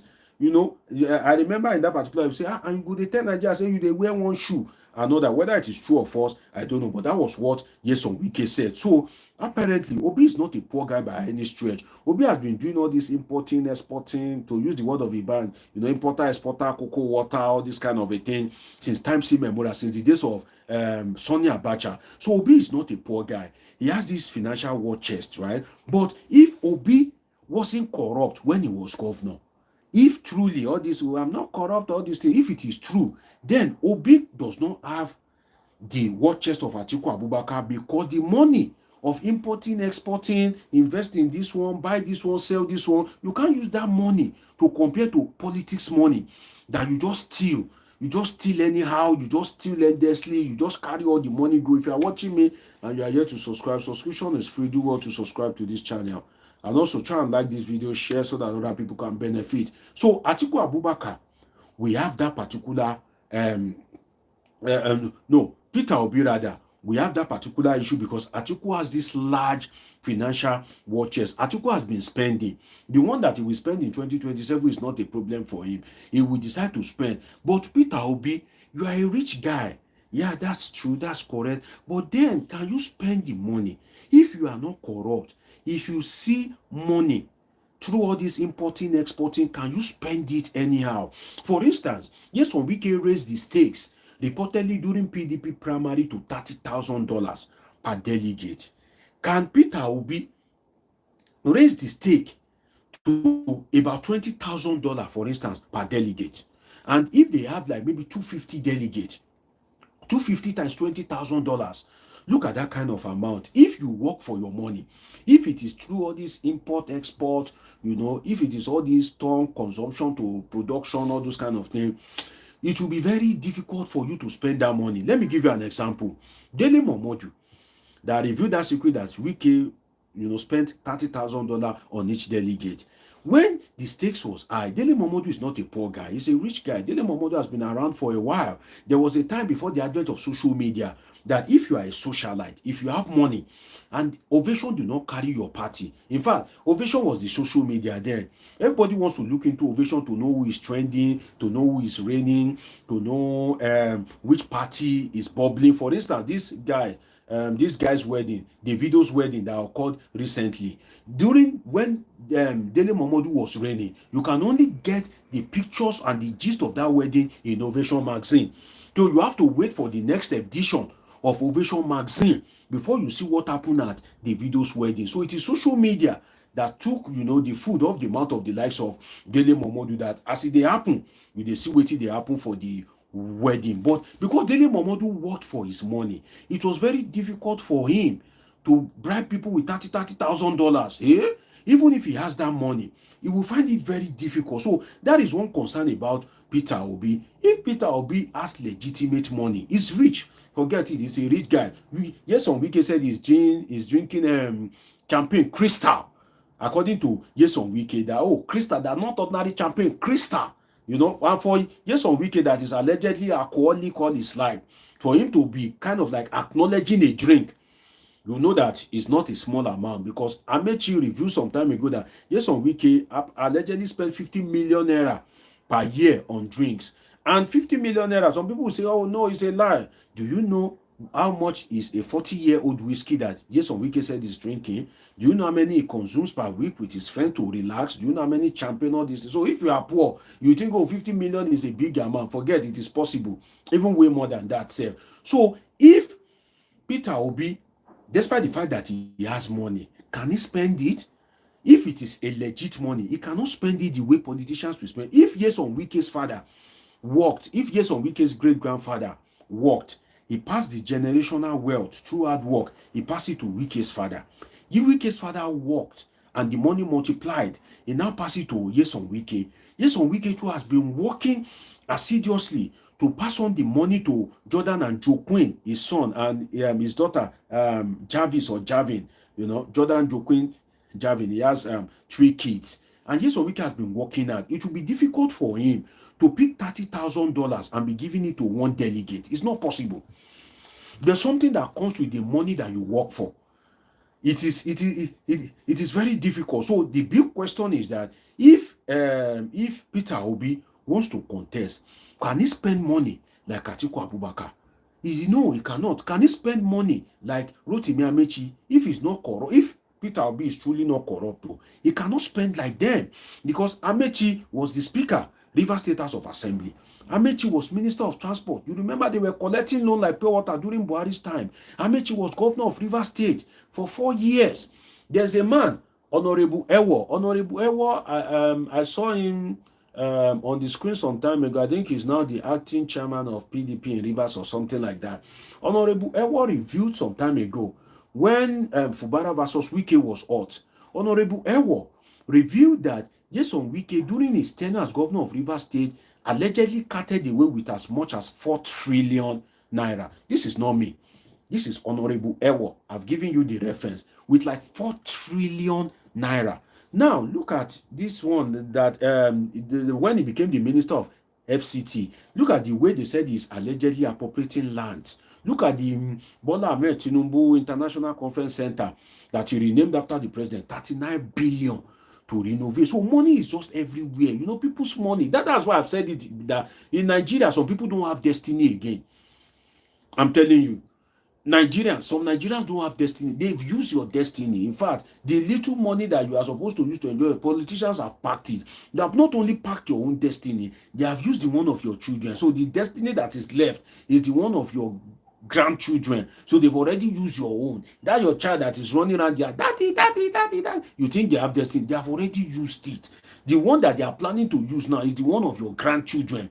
That's why I pity Nigerians that kind of like support bad governance and all this impunity of politicians. So it is easy for Nyesom Wike to say $30,000. If Nyesom Wike allegedly carted away with 4 trillion naira as governor of Rivers State, imagine that means Amechi too will come close. Maybe he has carted away with 3 million, 3 trillion, 4 trillion, or 5 trillion.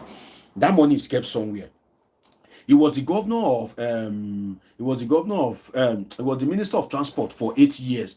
All the abracadabra money is kept somewhere. So money dey where e dey. Forget all this one that, oh, I'm hungry. Nigerians are hungry. Hungry, kill you there. Mechonu give you there. Which kind of useless hungry be that? You know? So forget all this, I'm hungry. That's why I agree with Wike that he's hungry for power. I absolutely agree with Wike in that regard. So if that money is still kept somewhere, cooling, relaxing, Atiku Abubakar's money is kept somewhere, cooling, relaxing, you, Obi, come closer. Come. Do you have the money? Can you spend the money? If Atiku Abubakar raised the stake to $20,000, $30,000, can you spend that kind of money? The answer is no, if you are not corrupt. Because you would think that, generational wealth, $30,000 for one person, kilo day, especially, this is another angle to it, especially if you are not planning to go there and steal. That's another angle to it. If you are planning to go there to steal, kill, and destroy, of course, you can spend it. You'll be like, okay, let me invest. You know, this thing is like a betting. Let me spend this $30,000 on each delegate. Bad as it bad. If I win 2 months, 6 months, I don't see all my money, forget. You know, let me risk it. You know, bad as if you also my way, get political appointment. Any appointment where I get, I feel still recover. You know, those kind of silly permutation. But if Obi, as he usually say, oh, consumption to production, I don't like corruption and all that, definitely, he won't want to spend that money because he knows that how will he recover it except he will steal. That's another angle to it. So I'm giving you, you know, some of the problems of Obi now. Because he's contesting with vampires. He's contesting with predators. He's contesting with people that, you know, when you just dip your hand here, take money. You can't compare it to money that you have to press calculator. When is my container arriving? Okay. Shukudi, have they paid that 100 million? Why did you tell me? You know, why did you tell me that they paid 100 million? This, that, oh yeah, go and balance account. Go and do this, go and do that. Okay. The money that, you are thinking, okay, this one now, if I do like this, and you think that you want to be Nigeria's president, and you don't want to steal, you want to go and serve. But now you want to contest primary against thieves, against against armed robbers, against vampires, against predators, against people that don't have the fear of God, against people that if God gawk himself, if God mistakenly sleep or slumber, they're ready to take his seat. They will take his seat, declare themselves as God. That's how bad some Nigerians are in terms of power. That if God mistakenly sleep, what makes God to still remain as God is inaccessible. You can only connect with him spiritually when you pray, when you fast, when you these people, what did they say, ascend or descend, people that go into the spirit and all that. That's when you can connect with God. But if God is a human being that you can see, Nigerian politicians will be waiting for him to just sleep or slumber. They are ready to sack God himself and declare themselves as God. So if you are now contesting against such vampires, if you are contesting against people that, look at what Obasanjo said against Atiku. If you are contesting against that kind of person, if you are contesting against people that are rugged, for instance, you want to go and contest against Bola Ahmed Tinubu in a party primary, Bola Ahmed Tinubu, that he doesn't know the amount that they can spend, in that regard, he spends. He knows how to. There are three spenders in Nigeria. Three spenders now. Three very rugged spenders. One, Bola Ahmed Tinubu, very rugged. Two, Nyesom Wike, very rugged. Three, Godswill Akpabio. You see those three? They are very rugged spender. So now, Bola Ahmed Tinubu, you are lucky that he's not in your party. He's of the APC. Now, Bola Ahmed Atiku is in your party. So Atiku now is the rugged guy of the party. Amechi, all these guys, they are political vampires. They are people that, mosquito that they will suck you. These are rugged guys. You want to go and contest against them. Can you spend? That is another problem. So that is why Atiku's ambition has dismantled the coalition, because I was foreseeing a situation whereby if Atiku support Obi, I am foreseeing a situation whereby Atiku will repeat the 2015 game of Lagos, which is that Buhari was the presumed man of integrity. Muhammadu Buhari was the presumed man of integrity. Buhari doesn't have money. Buhari doesn't know how to spend. He was contesting for the primary against Atiku Abubakar, a mad spender. Contesting against Rabiu Kwakwanso, an average spender. But then Buhari, he doesn't have money. He's this discipline, all this fake integrity and all that. But then he has at his back a Bola Ahmed Tinubu that is a crazy spender. In such a way that Bola Ahmed Tinubu outspend Atiku Abubakar, outspend Rabiu Kwakwanso. So I was foreseeing a situation whereby this Mr. Consumption to Production, if Atiku Abubakar supports you full chest, you may not have the money to spend. You may have the money, but you are unwilling or unable to spend it because maybe it is legit money. But there's an Atiku Abubakar that is a crazy spender that he will be able to spend that money on your behalf to make sure that you win that ticket. You defeat Amechi, because if you combine Obi's money, combine it with Atiku's money, if Obi say, Oga, na $2,000 if you afford though, I no get money. Oh. If they say $20,000, Atiku has the $18,000 to add to it and say, oh yeah, I want you to defeat this Amechi. So that is what I'm thinking, that if Atiku has supported Obi, in terms of all these financial watches, party primary and all that, Obi will defeat Amechi, because Atiku will play the role of the spender. And if Obi bring his kobo, all this consumption to production, all this importer, exporter, all this money, if he adds it to it, definitely everything, it don't align, it don't blend. But right now, as it is, with Atiku Abubakar contesting on his own, and Amechi going on its own, if Obi goes on his own, even if they contest for the primary, Obi will not win. Because Nigerian politicians, they are after, you see, Nigerian politicians, they can be very useless, so they don't have any idea, any ideology. Who has money? How much is Obi saying? $5,000. That guy is not serious. Amechi has increased it to 8. That guy is not. Atiku is offering $15,000. You see people that are Southerners, their brain will naturally fly away. That's the way Nigerian is, Their common sense will naturally, evaporate. They are, whiffs of smoke. If you smoke now, the way smoke will disappear. That's why all this, their agitation, all this, their strength will just evaporate. They will say, Atiku $15,000. Or more. And it's not the turn of the North. It's not. It's not the turn of the North. But 15,000. So it will not be turn of the North. No. 15,000. Yes. $15,000. $15,000. Oh.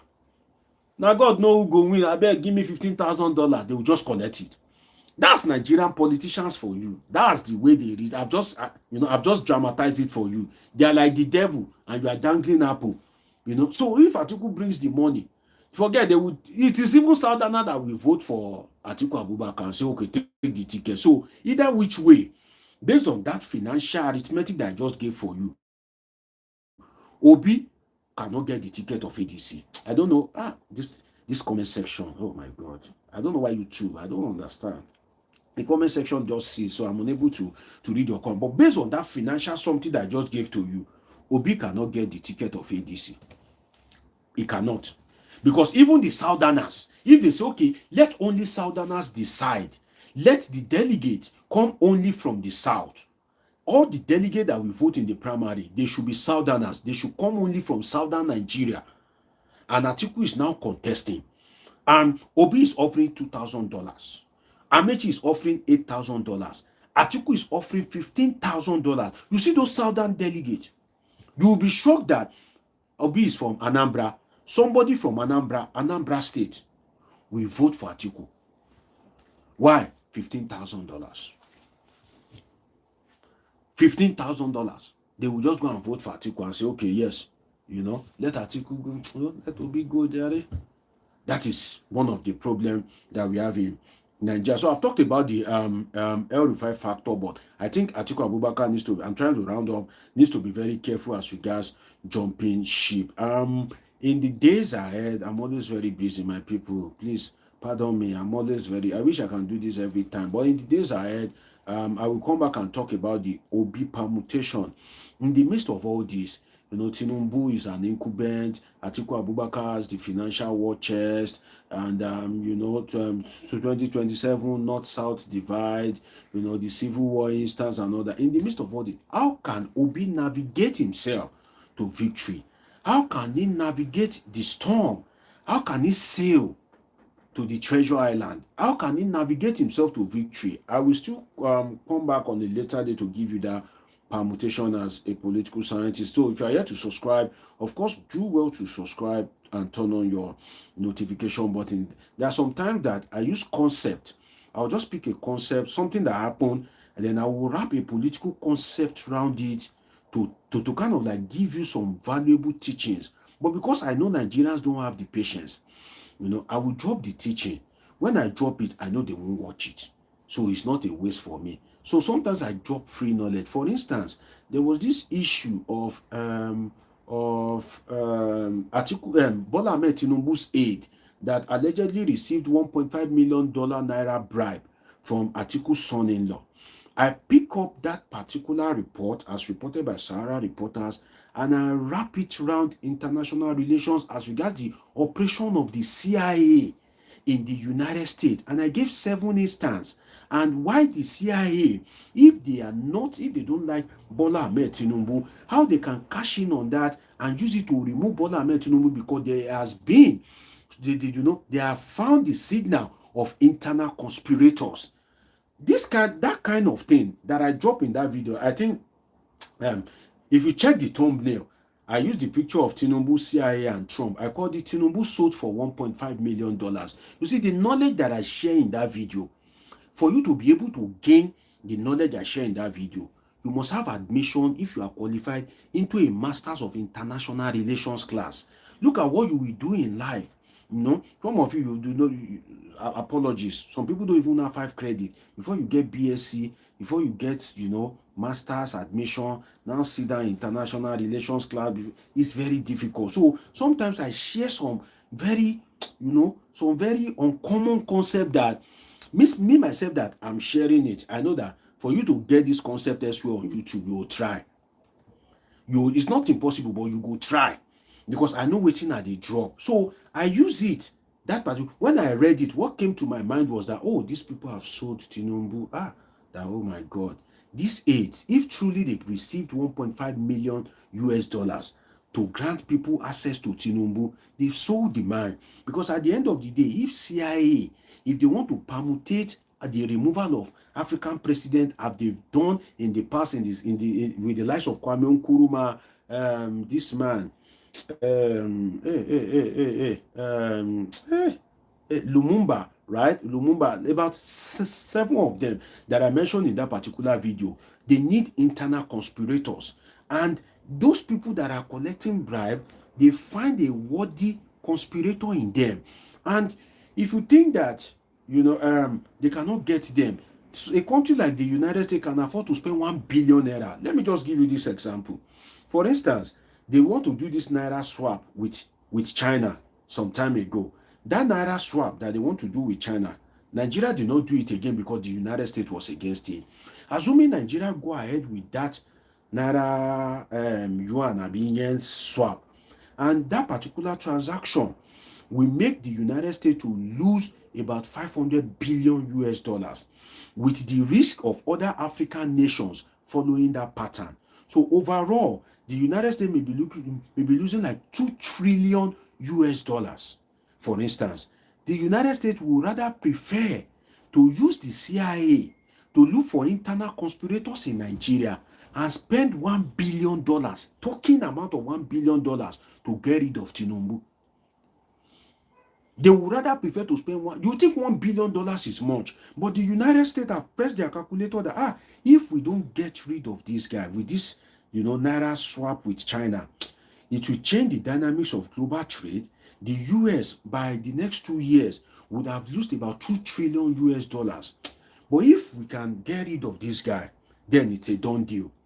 They would rather prefer to spend $1 billion. So if you have conspirators among you, if you have people that are loose, if you have people that are indisciplined, that are willing to collect bribe, then the CIA will just identify them, and they know that they cannot tell you that, we want to give you bribe of $200 million, you go crazy. Now we be saying that they share $1.5 million. The US now comes that, don't worry, we'll give you $500 million, for you to kind of make some abracadabra as regards Bola Tinubu, that you are not doing anything but just do some permutation, make him accessible, relax the security at so point in time and all that. If he has people that are financially flexible around him, it is a risk to him because of agents like CIA. That was how they get rid of Kwame Nkrumah of Ghana. There's this power project in Ghana, power project. This power project that Nkrumah was trying to liberate Africa. He has this power dam project. He has that big dream that if he is able to do the power dam project, Africa will be liberated in terms of electricity.